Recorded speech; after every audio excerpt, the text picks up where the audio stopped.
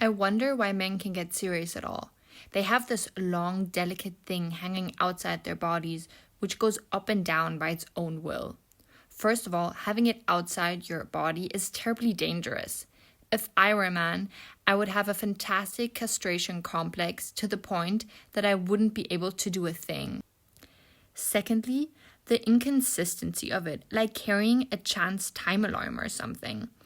If I were a man, I would always be laughing at myself. Humor is probably something the male species discovered through their own anatomy.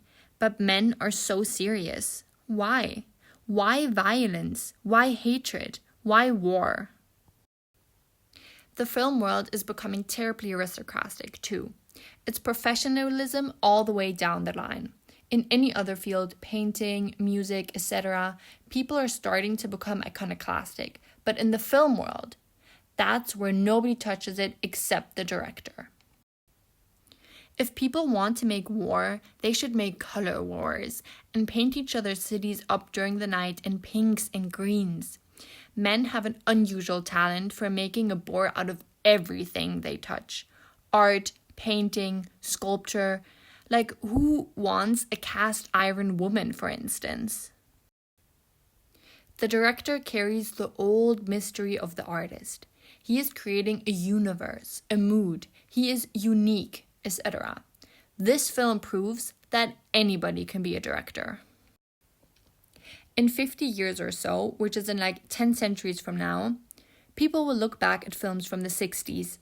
They will comment on Ingmar Bergman as meaningfully meaningful filmmaker, Jean-Luc Godard as the meaningfully meaningless, Antonio as meaninglessly meaningful, etc., etc. Then they would come to the number 5 film and suddenly see a swarm of exposed bottoms, and that these bottoms in fact belong to people who represent the London scene. And I hope that they would see that the 60s was not only the age of achievements, but also the age of laughter. This film, in fact, is like an aimless petition signed by people with their anuses.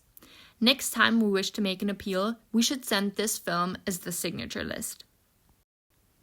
My ultimate goal in filmmaking is to make a film which includes a smiling face snap of every single human being in the world. Of course, I cannot go around the whole world and take shots of myself. I need cooperation from something like the post offices of the world.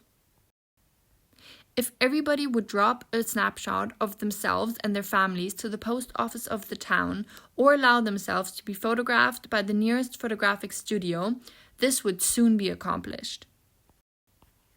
Of course, this film would need constant adding of footage.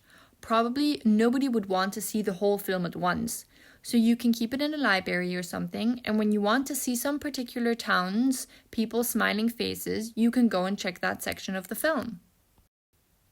We can also arrange it with a television network so that whenever you want to see faces of a particular location in the world, all you have to do is press a button and there it is. This way, if Johnson wants us to see what sort of people he killed in Vietnam that day, he only has to turn the channel. Before this, you were just part of a figure in the newspapers, but after this, you will become a smiling face. And when you are born, you will know that if you wanted to, you will always have in your life time to communicate with the whole world. That is more than most of us could ask for. Very soon, the age may come when we would not need photographs to communicate, like ESP, etc. It will happen soon, but that will be after the film age.